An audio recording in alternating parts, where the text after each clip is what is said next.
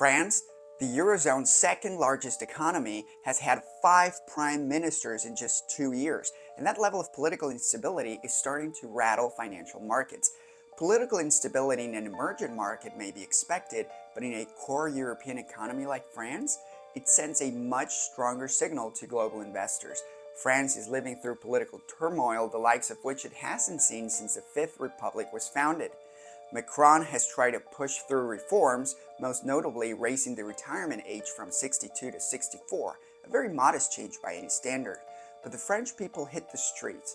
Paris burned during the 2023 pension protests, months of strikes, riots, barricades, and the reform barely scraped through, only by bypassing parliament entirely using a controversial constitutional mechanism.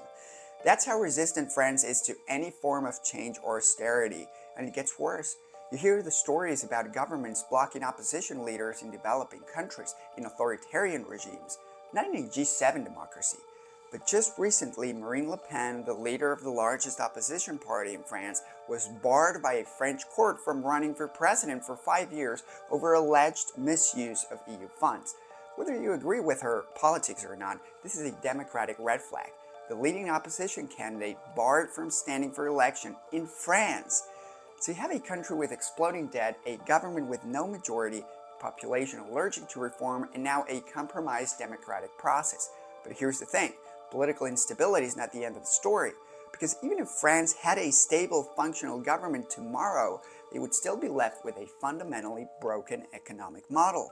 And nowhere is that more visible than in what it actually looks like to try to build something in France.